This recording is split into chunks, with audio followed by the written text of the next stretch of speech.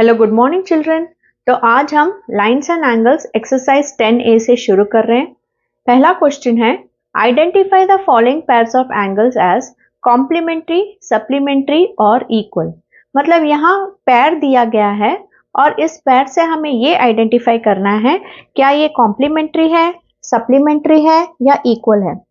पहला क्वेश्चन में ए सम 77 degree and 103 degree. बच्चों ये सम्स बहुत ही आसान है। देखिए अगर हम 77 को और 103 को ऐड करें तो ये हमें मिल रहा है 180 डिग्री। तो 180 डिग्री मतलब सप्लीमेंट्री। नेक्स्ट है 177 एंड 177 मतलब 177 जो है वो दो बार सेम लिखा गया है तो ये हो गए इक्वल एंगल्स। फिर है 7 डिग्री एंड 173 डिग्री। तो 7 प्लस 173 क्या हुआ बच्चों 180। तो ये भी क्या हुआ सप्लीमेंट्री एंगल्स। फिर डी सम है 3 एंड 87। अब अगर हम 3 और 87 डिग्री को ऐड करें तो हमें मिल रहा है 90 डिग्री। 90 डिग्री मतलब ये है कॉम्प्लीमेंट्री एंगल्स। फिर है 45 degree and 45 degree.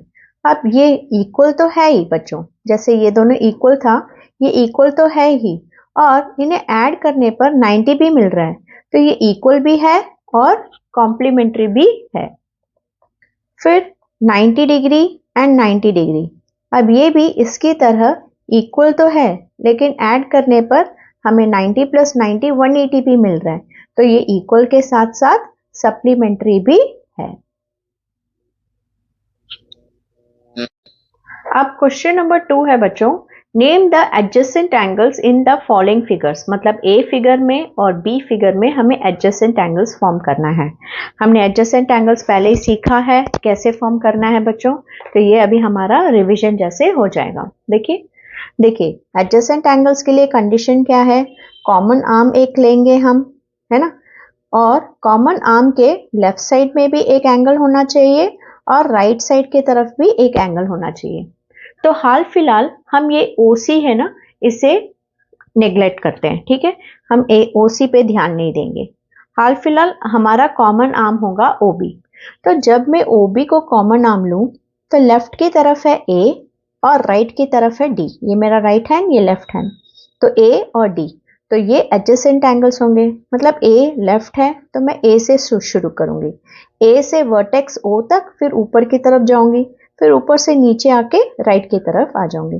So AOB BOD। तो ये हुआ AOB, A से OB, फिर B से O, फिर D, सो BOD। ये हो गया हमारा एक पैर। अब इसी तरह मैं इस पे अब मैंने OB को हाइड कर दिया। अब हमारा कॉमन आर्म जो है वो है OC, ठीक है। पहले हमने इसे कॉमन आर्म लिया CA कॉमन आर्म, अब इसे मैं कॉमन आर्म ले रही हूं। तो देखिए बच्चों OC कॉमन आर्म है, OC के लेफ्ट में है A और OC के राइट में है D। तो मैं कह सकती हूं AOC, फिर नीचे आऊं COD। सो लेफ्ट से लेके वर्टेक्स तक, वर्टेक्स से ऊपर, ऊपर से नीचे, फिर राइट की तरफ, ठीक है। तो ये हुआ AOC, फिर COD, ठीक है, ओके। अब मैं ये A को हाइड कर रही हूँ, ठीक है, AO को हाइड कर रही हूँ। तो अगर मैं फिर से कॉमन आर्म OC ही लूं तो OC के लेफ्ट में अब क्या है बच्चों, OC के लेफ्ट में है B और OC के राइट में है D। तो ये OC का लेफ्ट और ये OC का राइट। तो मैं B से शुरू करूंगी, लेफ्ट से आ रही हूं, सो BOC COD, ठीक है। B लेफ्ट में है और D राइट में है। तो लेफ्ट से शुरू करते हुए BOC COD,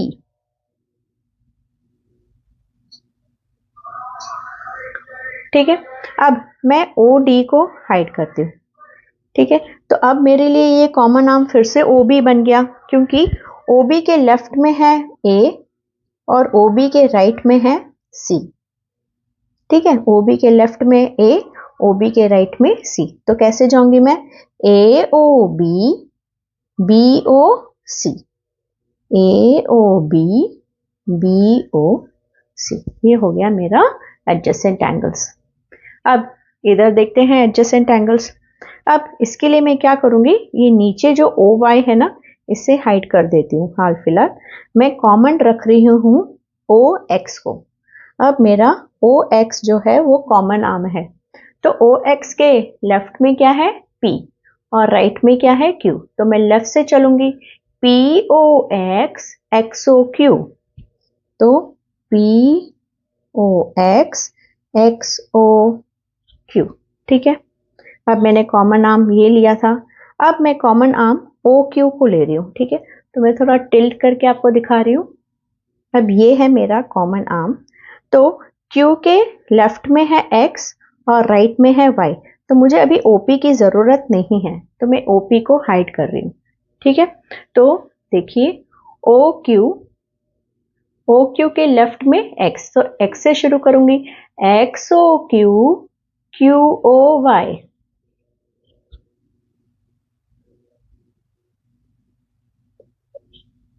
ठीक। अभी इसे कॉमन नाम लिया, इसे ले लिया, अब हम OY को कॉमन लेंगे, ठीक है।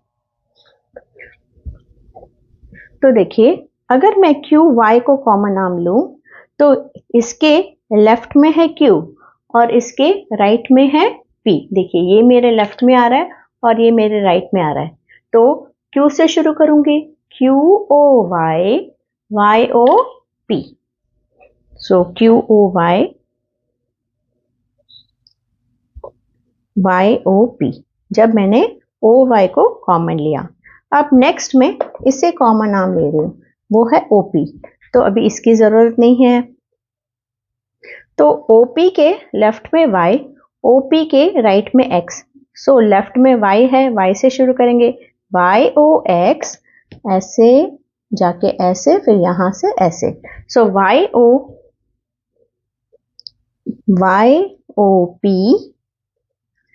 फिर इसी के नीचे POX,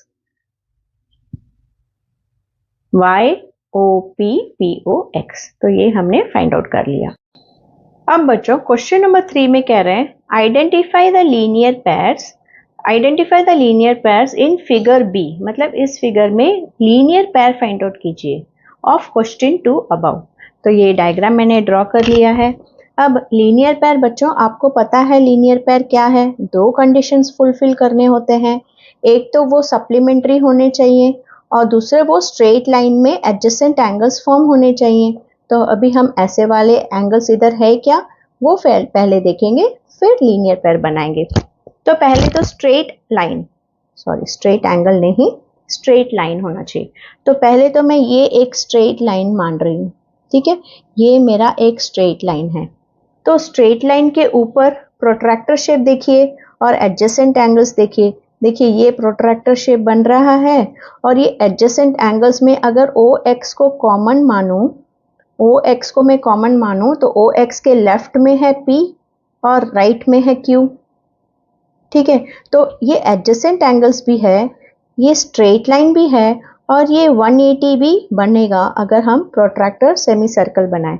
तो ये लीनियर पेयर हुआ, कौन सा, ये वाला और ये वाला। तो इसे हम कैसे नेम करेंगे, OX कॉमन है, कॉमन आर्म, तो लेफ्ट से वर्टेक्स तक जाएंगे, फिर ऊपर जाएंगे, फिर ऊपर से नीचे आते हुए राइट की तरफ जाएंगे। तो हम कहेंगे angle POX and XOQ, POX XOQ। ये तो लाइन के ऊपर था। अब इसी स्ट्रेट लाइन में नीचे ये भी देखिए, अगर मैं OY को कॉमन आर्म मानूं, अगर ये हमारा कॉमन आर्म है, तो OY के राइट में है P और लेफ्ट में है P और OY के राइट में है Q। तो मैं लेफ्ट से वर्टेक्स पे जाऊंगी, फिर ऊपर आऊंगी, फिर ऊपर से नीचे जाऊंगी और राइट की तरफ जाऊंगी। सो ये हो गया POY, क्यों यहां से इधर आ रहे हैं, फिर YOQ। तो ये हो गया मेरा लीनियर पेयर जब मैंने PQ को स्ट्रेट लाइन माना, where PQ is a straight line. ठीक है। अब अगर मैं पी क्यू को स्ट्रेट लाइन ना मानकर एक्स वाई को स्ट्रेट लाइन मानूं तो कैसे लीनियर पेयर बनेंगे वो देखते हैं। अब बच्चों यहाँ जब पी क्यू एक स्ट्रेट लाइन था तो ये मेरा प्रोट्रैक्टर शेप और ये प्रोट्रैक्टर शेप बना तो ये लीनियर पेयर हो गया। अब मैं एक्स वाई को ले रही हूँ इसलिए मैंने ये डायग्राम को फिर से ड्रॉ किया है ताकि ये कंफ्यूजन ना हो। इसमें से तो ये दोनों मिल गए, अब इससे और दो मिल सकते हैं। देखिए कैसे, अगर मैं एक्स वाई को स्ट्रेट लाइन मारूं, है ना, ये स्ट्रेट लाइन है, तो एक्स वाई के ऊपर ओ क्यू अगर मेरा कॉमन आर्म है तो देखिए ओ क्यू के लेफ्ट में है एक्स और राइट में है वाई, राइट। तो मैं लेफ्ट से ऊपर जाऊंगी फिर ऊपर से नीचे आऊंगी। So X O Q Q O Y, so X O Q and Q O Y, ये हो गया राइट साइड की तरफ, मतलब लाइन के इस बार मैंने ले लिया। अब लाइन के इस तरफ आते हैं बच्चों, ठीक है। अब कॉमन आर्म में अगर ओपी को मानूं, ये है मेरा कॉमन आर्म ओपी, तो ओपी के अभी राइट में एक्स आ गया और मेरा लेफ्ट इधर है तो ये वाई लेफ्ट इधर हो गया, ठीक है। सो यहां से ऐसे जाएंगे फिर यहां से ऐसे, देखिए ये प्रोट्रैक्टर से सेमी सर्कल भी बन रहा है, स्ट्रेट लाइन भी है और एडजेसेंट एंगल्स भी बन रहा है, तो ये लीनियर पेयर ही हुआ ना।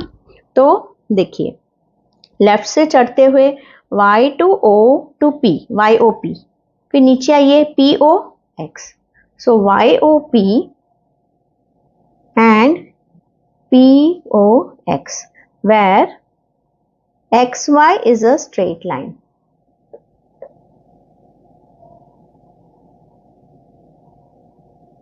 ठीक है बच्चों, तो जब मैंने पी क्यू को स्ट्रेट लाइन माना तो पी क्यू के ऊपर ये लीनियर पेयर बने, ये, और पी क्यू के नीचे ये दोनों लीनियर पेयर बने, ये था 1 and 2। फिर जब मैंने एक्स वाई को स्ट्रेट लाइन माना तो एक्स के ऊपर ये और ये एक लीनियर पेयर बना, ये है थर्ड, और एक्स वाई के इस तरफ ये और ये एक लीनियर पेयर बना, वो है फोर्थ। अब बच्चों क्वेश्चन 4 कह रहा है identify the vertically opposite angles in the figure B of question 2 above. मतलब क्वेश्चन 2 का जो क्वेश्चन बी है उसमें वर्टिकल ऑपोजिट एंगल्स भी फाइंड आउट कीजिए। हमने वर्टिकल ऑपोजिट एंगल्स पढ़ा था बच्चों सवेरे। वर्टिकल ऑपोजिट एंगल्स क्या होते हैं बच्चों, अगर हमने दो लाइन सेगमेंट्स को इंटरसेक्ट किया तो up and down vertically opposite angles है, उसी तरह लेफ्ट और right opposite vertically opposite angles है जो हमेशा इक्वल होते हैं। तो उसी तरह समझ लीजिए ये हमारा एक फिंगर है और ये एक फिंगर है, तो ये दोनों इंटरसेक्ट हो रहे हैं ऐसे, तो अप एंड डाउन, और ये हुआ हमारा लेफ्ट एंड राइट। थोड़ा टिल्ट करके देखिए, तो ये है हमारा अप और ये है हमारा डाउन, तो अप एंड डाउन ये वी शेप है और ये वी शेप है, तो ये वर्टिकली ऑपोजिट हो गए। तो हम इस वी शेप को कैसे बोलेंगे, एक्स ओ क्यू, ये हो गया अप, एक्स ओ क्यू, और ये हो गया हमारा डाउन पी ओ वाई, तभी तो ये इधर आएगा ऐसे, तो एंड पी ओ वाई, तो हमारा अप एंड डाउन हो गया।